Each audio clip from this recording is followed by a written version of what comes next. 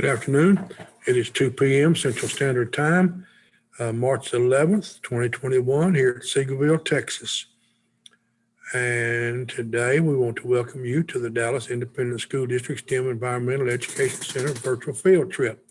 We want to say a special welcome to Indian Creek in Southwest ISD, Jose Joe May in Dallas ISD, Esperanza Hope Madrano, Dallas ISD, Seagoville North, one of our neighbors, Dallas ISD, and Clara Oliver from Dallas ISD. Teachers, if you're watching and you have not registered, please do so. Go to www.tiny.cc/EEC register. We need this just for our attendance records. Today, we're going to do patterns in the natural world for the first grade. During this virtual field trip, students will observe changes in the appearance of objects in the sky, such as the moon and the stars, including the sun. Students will also identify characteristics of the seasons of the year and day and night. Ms. Fuller will tell you all about the moon and the stars. Ms. Nash will talk about the clouds. Mr. Monroe will cover the seasons. And Ms. Ramirez will tell you the difference between the day and the night. And now I'm going to stop sharing my screen. And Ms. Fuller is going to tell you about the moon and the stars.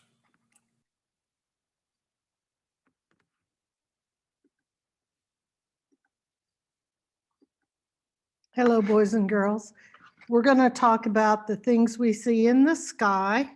So when you go out at night and you look up, do you see things in the sky? During the daytime, do you see things in the sky? We're going to talk about things that we see in the sky that are very far away. So let me share my screen with you.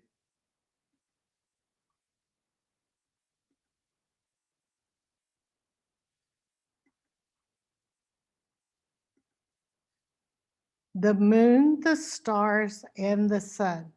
What do we see in the sky? On the left-hand side, you can see lots of stars, and on the right-hand side, you can see the moon. Look at the moon. Do you see a rabbit jumping over the moon? Well, the moon is a natural satellite of the Earth. Her name is Luna, and the moon has no light of her own. It's the reflected light from the sun. Now I'm going to show you the rabbit that I was talking about. Many cultures around the world, when they look at the moon, they see a rabbit. So here's the head of the rabbit, and here's the long ears of the rabbit. Here are the front legs of the rabbit's tummy, the long back legs of the rabbit, and the rabbit's fluffy tail. So that when they look in the moon, that's what they see. And before somebody pointed that out to me, I didn't see the rabbit, but now that's all I see when I look at the moon. The moon only shows us one face because its rotation and its revolution around the Earth are synchronized. They're at the same pace, 29.5 days. So that's why we only see one side of the moon. Now, I wanted to show you a picture of Mary Jackson. She was an engineer at NASA, and she worked on the Apollo 11 moonshot the first time we sent astronauts to the moon, and she made it possible for them to come back safely. So she did very important work. And NASA is a great place to work when you grow up. If you want to be an engineer for NASA or even be an astronaut, go for it. It's a great profession. Now let's talk about stars. We talked about the moon. The stars are very, very far away, except for one. We'll talk about it in a minute. And the stars are big balls of plasma, burning plasma. And we see their light, and they're so far away, the light we see was given off by these stars many, many years ago. Now, before people had cell phones and Nintendo and television and even radio, they didn't have anything to do at night, so they would go outside and stare at the sky.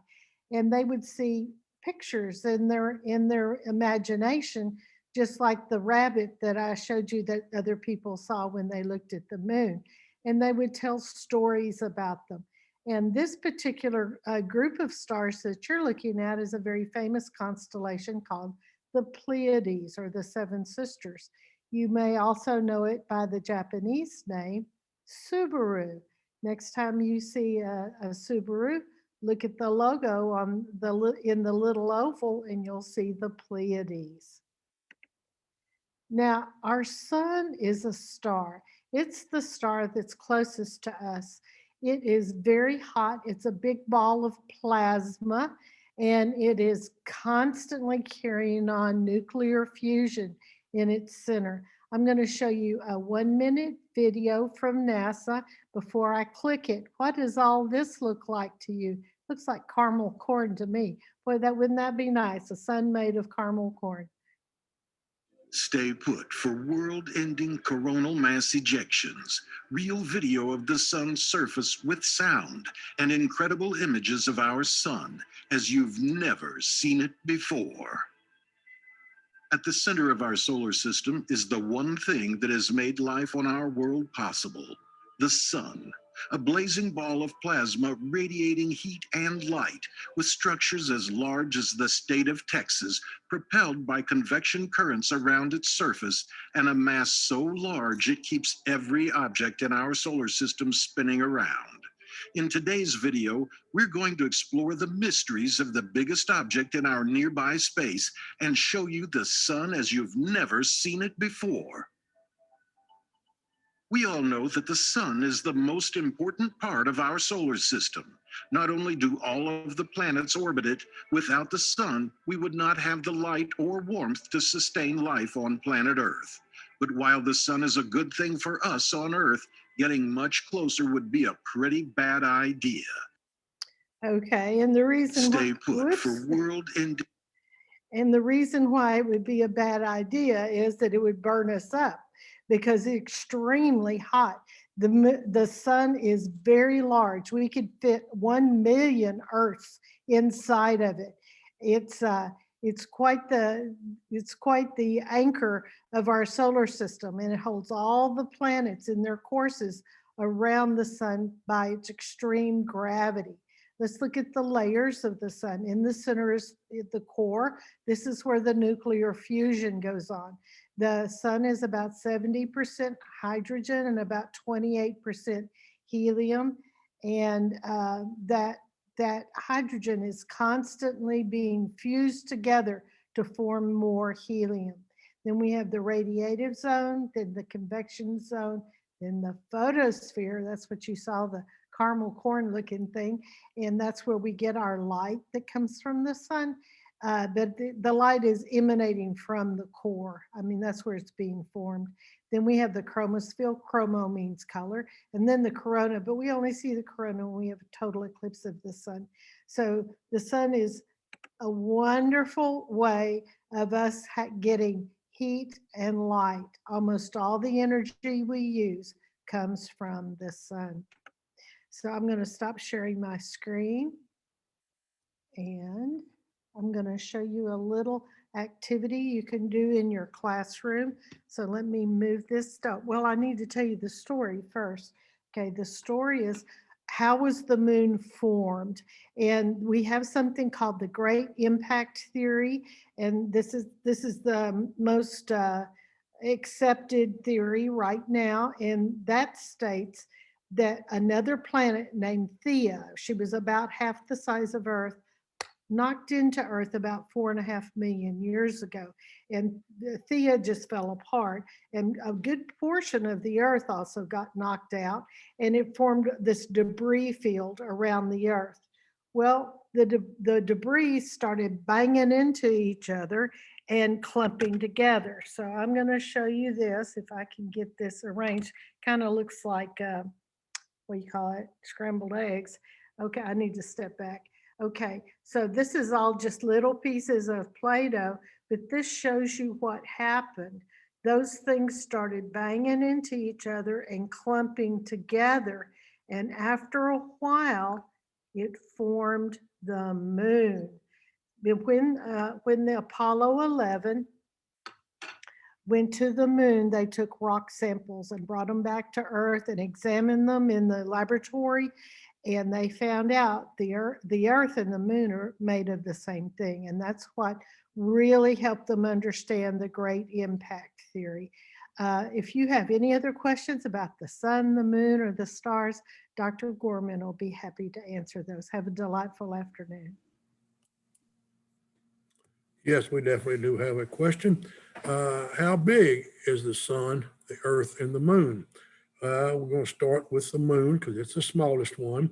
The diameter, that's the distance across it. The diameter is 1,079.4 miles.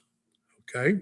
The diameter of the earth is 3,958.8 miles, almost 4 times bigger. And the diameter of the sun, 432,690 miles. And look how much bigger it is than the other one. And the earlier question was, why does the moon and the sun look about the same size? And it's because the moon is so much closer than the sun is. Okay, now Miss Nash is going to tell you about clouds.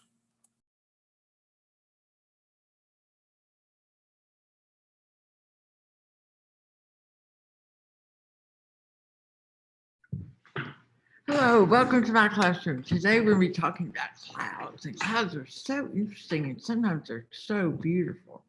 And today, if you look outside, you can see kind of gray, low clouds. Looks like it might even rain. Let's see if we can look at some pictures of clouds and think about what they do. And then we can even make a cloud.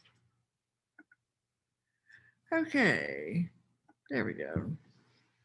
So I went outside one day and the sky was so beautiful. I could see those beautiful high clouds all around.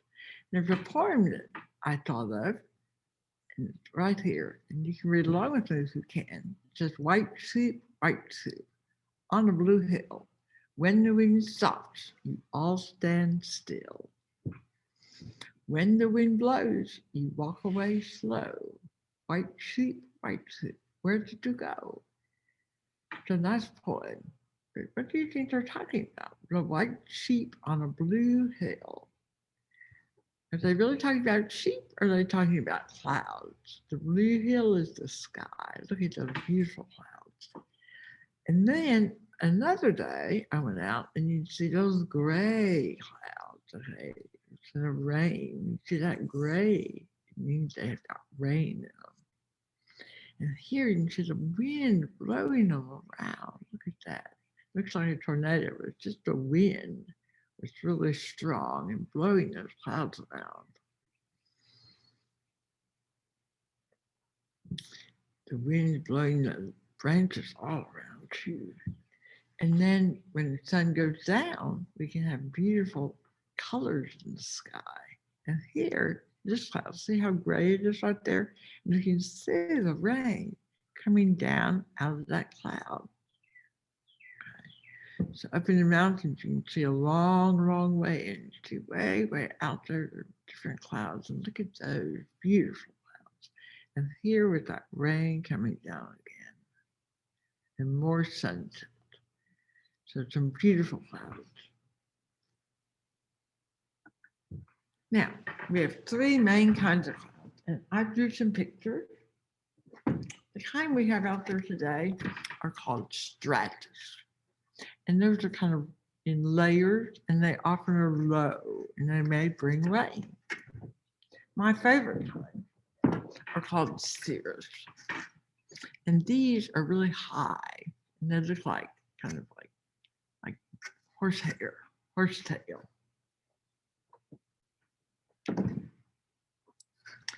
And then the kind we see in the summertime usually are called cumulus, and those are the big puffy ones.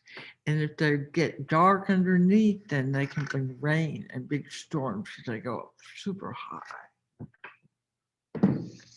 Now, what causes clouds? Clouds are caused when water evaporates. Okay, so if I leave a bowl of water out for a couple of days, it'll go away. I didn't drink it. The cat didn't drink it. it evaporated.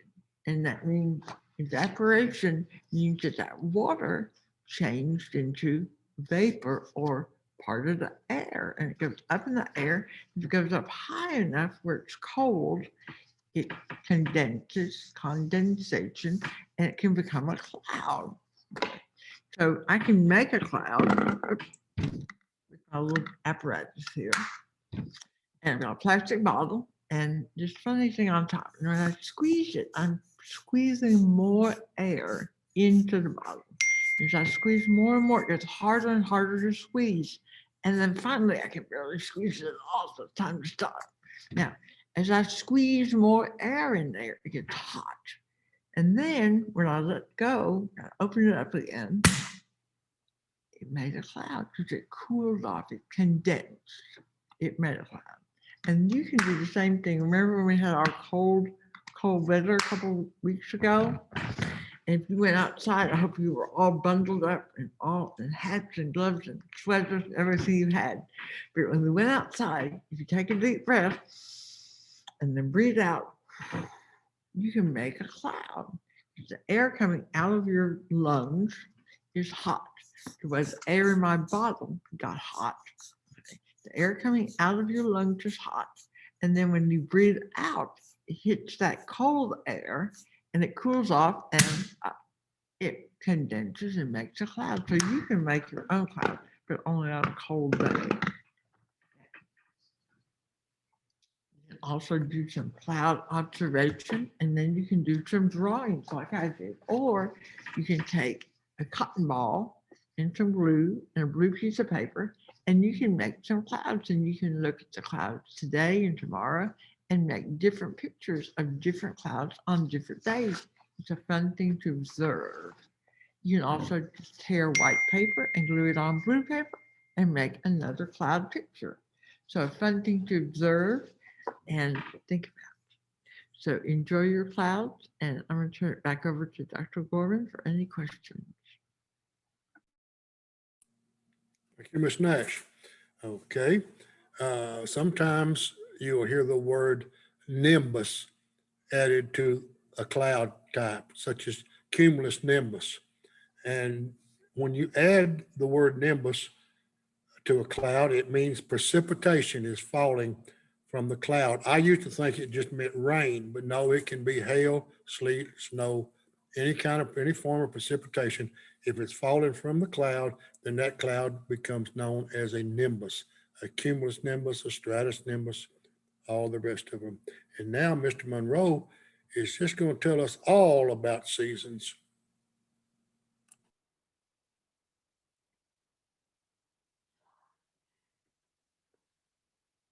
Hello there, students. My name is Mr. Monroe, and we're going to be looking at some very special times that happen during the year that we call seasons. And these are very special times when we can notice changes in weather patterns, even changes in plant growth, especially in trees, and even changes in animal behavior. And we call those special times when those things are happening seasons. And it is a pattern and it is a cycle because it happens over and over and over, season after season after season after season. One of the main indicators that a season is changing, there are certain trees that are going to look a certain way. I have some drawings here that I want to share with you today. In fact, these drawings that I have here in my hand, these little cards, they represent a season, each of them. Now, I'm going to show you the first one. And when you look at the first one, it's a drawing of a tree. And that drawing, it looks like the tree is dead. It doesn't have any leaves in it, no leaves.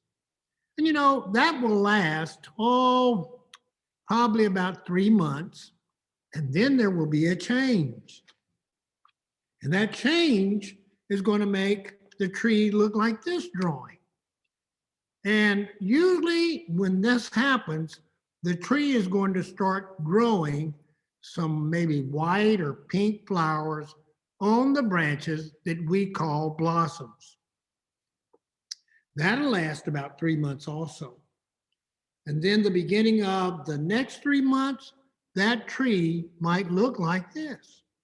Big green leaves will start popping up all over the branches, okay? And then guess what happens? The leaves will start changing color, maybe red, orange, yellow, maybe some browns, and then the leaves will start falling to the ground.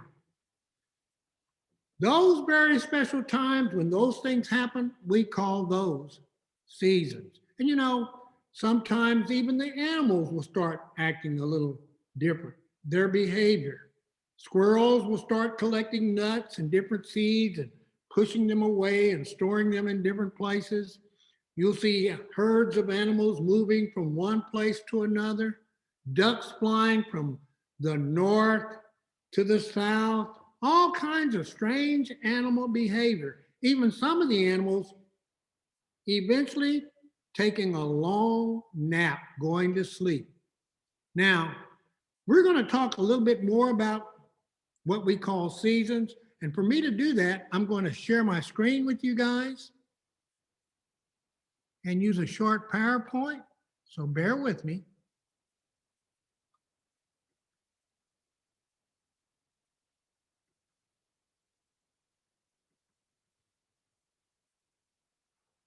Four seasons. A season is one of 4 periods in a year. Each season lasts about 3 months. Each season, there are changes in temperature. That means how hot or cold it is. And that deals with weather, right? Even the length of daylight, the amount of daytime hours. Why do we have seasons? Well, seasons are caused by the Earth's position in relationship to the sun. And as I finish the PowerPoint, I'm going to show you using a model representing the sun and the earth so you can better understand this. The seasons change as the earth moves closer or further away from the sun. Well, it might have a little effect on changing those seasons, but the big thing is I will show you when I do the modeling at the end of the session. Some places don't have seasons at all. And there's a reason why, because some places are close to the center of the earth near the equator. Now, the equator is an imaginary line that separates the top half of our planet from the bottom half. And all the locations that are on the top half, we call that the northern hemisphere. All the locations that are down below that imaginary line, we call that the southern hemisphere. These places do not move closer or further away from the sun. So those places stay warm all year round. If I was to go visit, or you were to go visit any place along the equator, I don't think you would have to worry about the kind of weather we had about 2 weeks ago. It would be very warm all year round. So what are the 4 seasons? Well, we've got autumn, winter, spring, and summer. Remember, there's 4 of them, and they last about 3 months each. Now, in this image here, that would represent autumn. And you can see that they have something on like sweaters and jackets to kind of keep themselves warm. We come to this image and it represents winter, a snowman. Boy, about 2 weeks ago, I bet some of you, if your parents let you outside, I bet some of you tried to make a snowman, right? But it was very cold out there too, wasn't it? So that represents winter. In this image, we see a bird that has a worm in its beak. And then we see some little birds that are begging, saying, "Mommy, mommy, please feed me." So the mama bird has brought a worm to feed her babies. And if we look, it looks pretty pleasant. It's not cold. The tree has a few leaves on it. So I would dare say that that probably is spring, during the season of spring. And then we have this image here, and we can see the young lady's ice cream. What is it doing? It's beginning to melt. So I would imagine this represents the season of summer. Now, in autumn, again, what happens? Autumn is called fall because the leaves fall from the trees. And of course, the leaves, basically in this image, have already started changing color. And they change the colors of red, yellow, orange, and brown. The weather begins to get colder or turn colder in autumn. That's why we saw the sweater and the jacket. When winter comes, ooh, man, it starts getting cold. Winter is the coldest time of the year. Snow falls in the winter in most places. But here in Texas, we don't get snow all the time. We were very, very fortunate to get a chance to see snow. And I believe a lot of people were glad to see the snow go this time because we got a little bit too much and it was a little too cold for most of us because we weren't used to it. Ponds and lakes freeze in the winter, and we have some ponds out here at the Environmental Ed Center, and we've got a lake that's in the preserve, and they froze. Christmas is a holiday that occurs in the month or in the season of winter.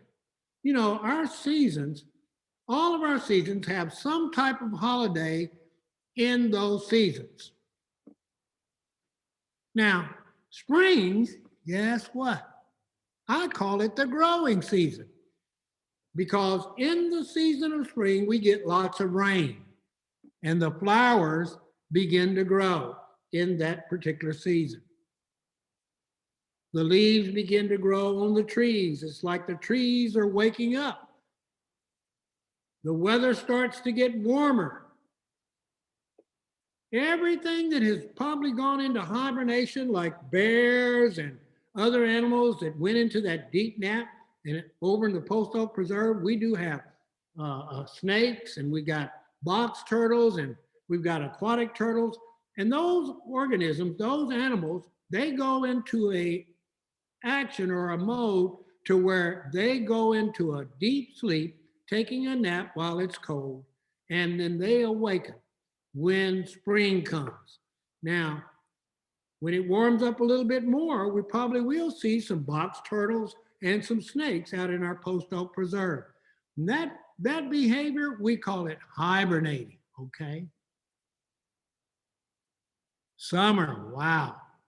Boy, the sun gets bright, and summer is the warmest time of the year. The water gets warm and we can go swimming. Those of you who know how to swim, okay? And there is no school in the summer. Well, I bet some of you will go to summer camps and summer schools this coming summer. Hopefully everything will get back to normal. We can do that. But really, I can remember when there was no school at all during the summer months. Now, there are some things I want you guys to think about and maybe even do as an assignment. First thing I want you guys to do is think about some of the clothes that we wear during each season and think about why, okay? Also, you might draw a picture of the things that occur in each season. In which season is Halloween? Think about that. You might write that down. In which season is Easter, Thanksgiving, or Remembrance Day, or even your favorite holiday? Think about what season it comes in. That will help you remember the seasons. Okay, I'm going to stop sharing my screen now, and we're going to come back and we're going to look at that model that I was telling you about. You guys see this model? This model represents the sun, here's the moon, and then here's the planet Earth. Now, we can see that that planet Earth is not setting up straight. It's leaning on what we call its axis. Now, there's an R word that I'm going to tell you about. Now, Ms. Ramirez is going to be talking about another R word, but they are two different actions that cause two different results. This word that I'm talking about is revolving. And what that word means is that the planet Earth, it revolves around the sun. In other words, it orbits.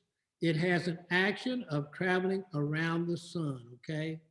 And the moon also travels around the earth, okay? So that's revolving.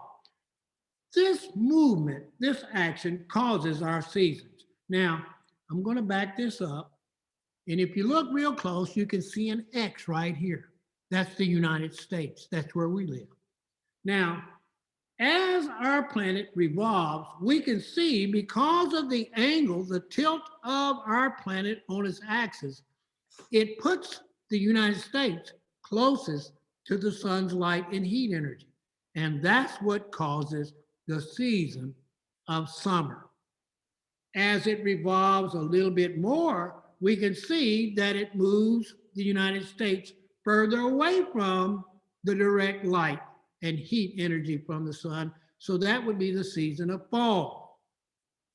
As we come here, it's away from the sun's direct and light heat energy. Now remember, it's spinning, it's going to be spinning too, but because it's away from the sun's direct light and heat energy, it's not getting a lot of it. What season do you think that is? That's winter. And then it spins around and it starts getting a little bit more. That's fall. Then we have spring, summer, and then back to fall, and then winter. And it keeps repeating itself. Now, winter, spring,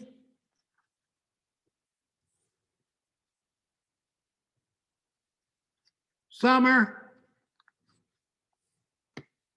and fall. And it keeps repeating itself. Now, I've run out of time. I'm going to turn it back over to Dr. Gorman.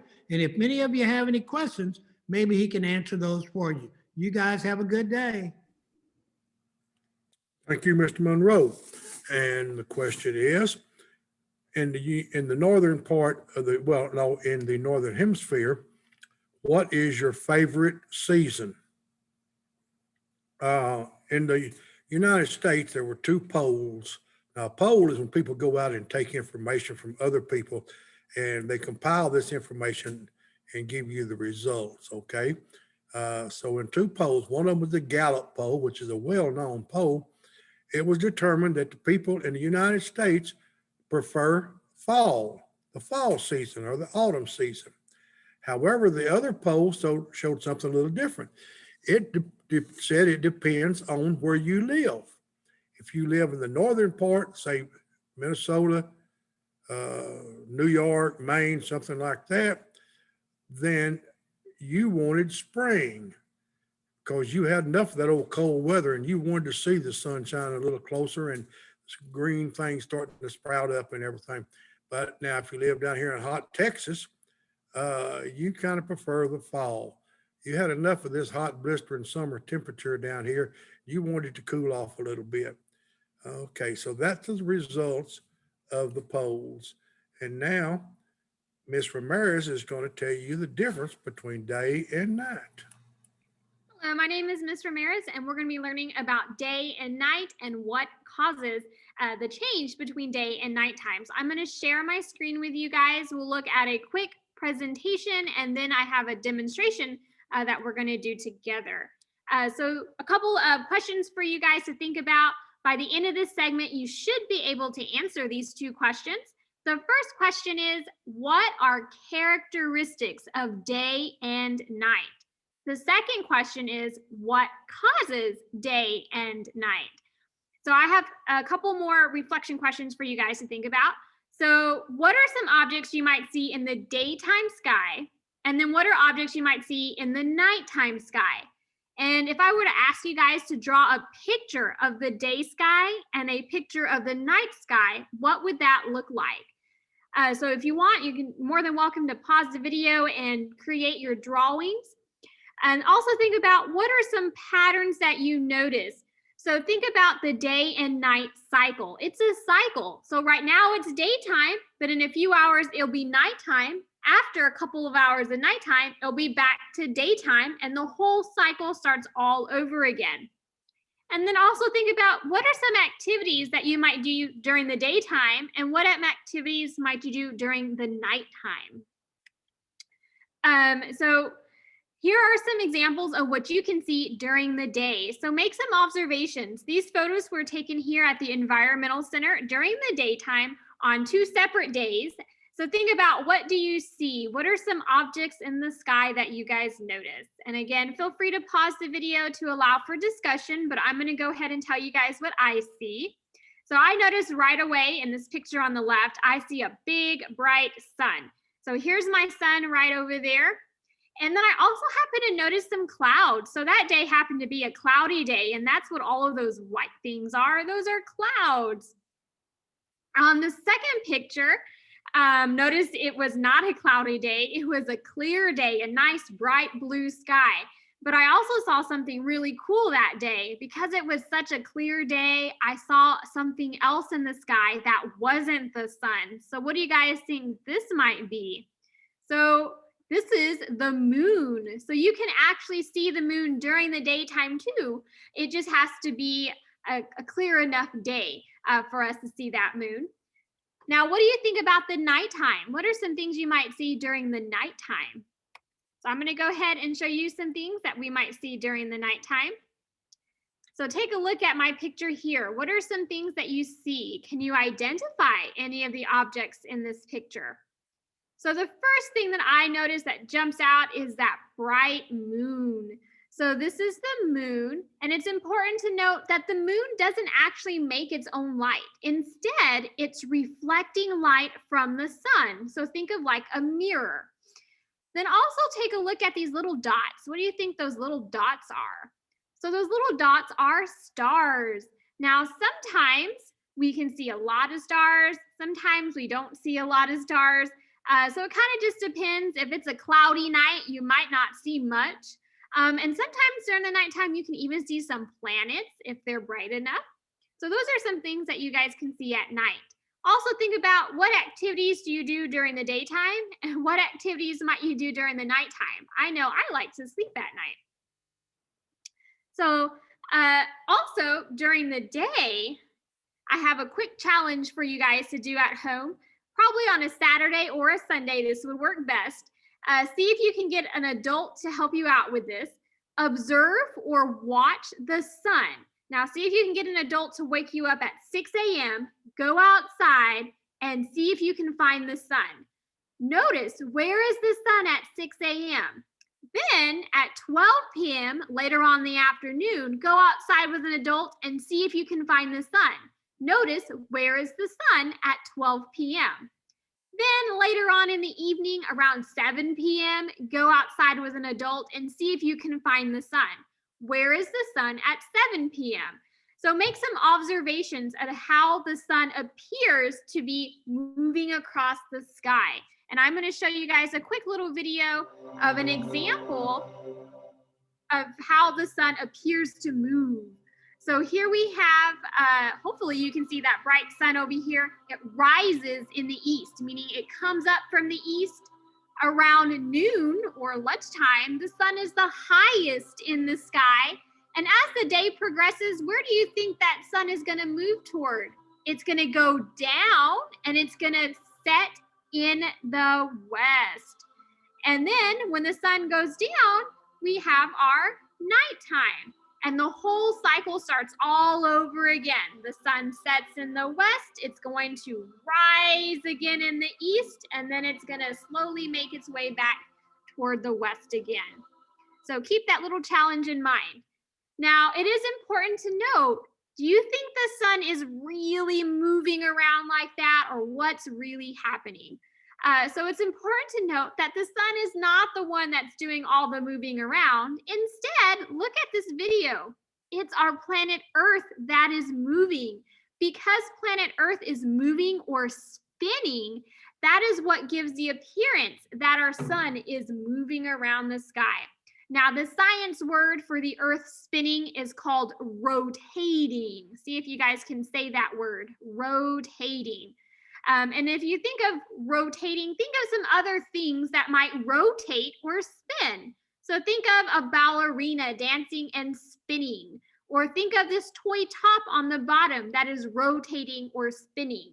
So it's the Earth spinning or rotating motion or movement that causes day and night and the appearance that the sun is moving across the sky.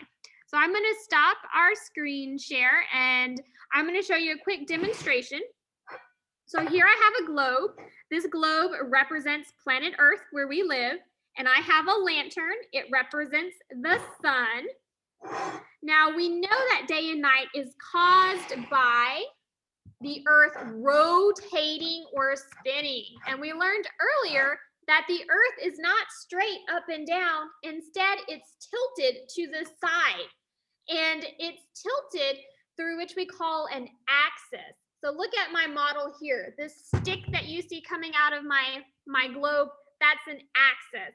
Now, an axis in real life is an imaginary line that goes right through our planet, and that is the line through which our planet rotates or spins around.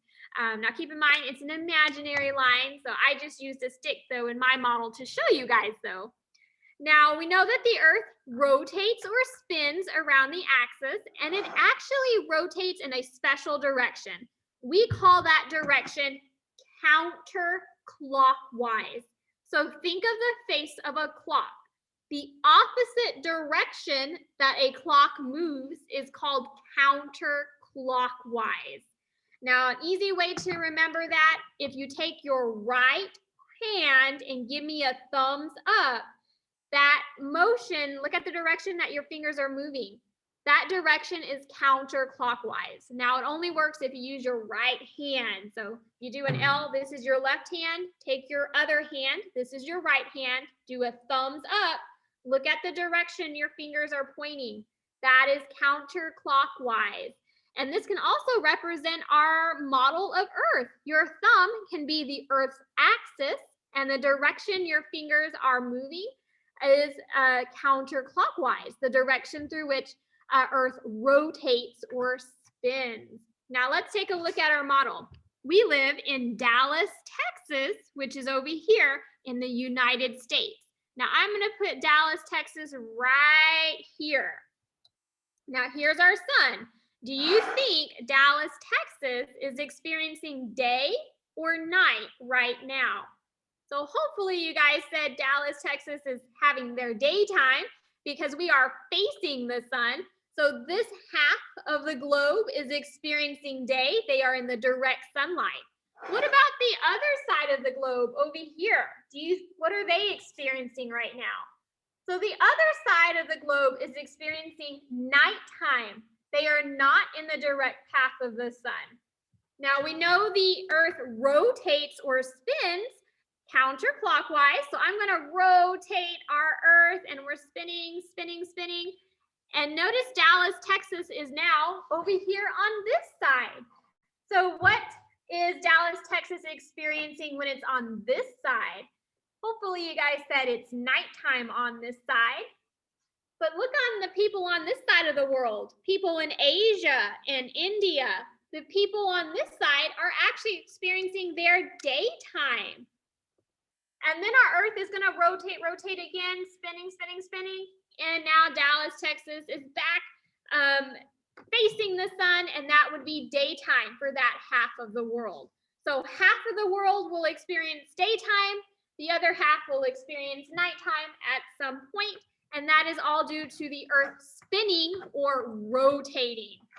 Now, really quickly notice that the sun did not move. It was our planet Earth that was spinning.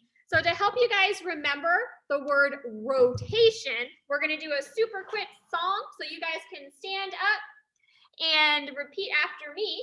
So you're going to take your finger, put it on top of your head. Your finger is your axis. So you're going to be planet Earth. And we're going to spin counterclockwise. So take your thumbs up on your right hand. Look at your fingers. where they're going, and that's going to be the direction you're going to spin. So we're going to spin or rotate, and you guys are going to repeat after me. Rotation, rotation. Let's talk about rotation. One more time. Rotation, rotation. Let's talk about rotation. Causes day and night, causes day and night, and the sun going across the sky, and the sun going across the sky. So that's just a quick little way to help you guys remember that day and night is caused by the earth spinning or rotating, which gives the appearance that the sun is moving across the sky. So that's all I have for you guys today on rotation and how it causes day and night. We're going to give it back to Dr. Borman, and he's going to answer any questions. Thank you, Mr. Maris. And what is the name that we give to the day that has equal number of daylight hours and nighttime hours? And they're called equinoxes. There are 2 of them per year. There'll be equal number of daylight hours and equal number of nighttime hours. Thank you. Now I'm going to share my screen.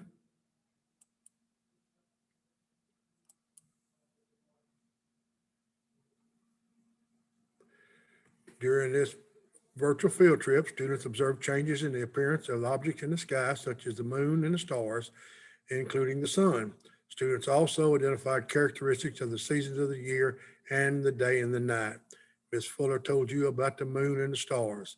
Ms. Nash talked about clouds. Mr. Monroe covered seasons, and Ms. Ramirez just told you the difference between day and night. Thank you. How did we do, teachers? If you would, go to www.tiny.cc/EEC feedback, fill out a very short form, and send it back to us. We would appreciate it. I want you guys to have a great day. More importantly, I want you to have a great life. Thank you for joining us. Hope to see you again.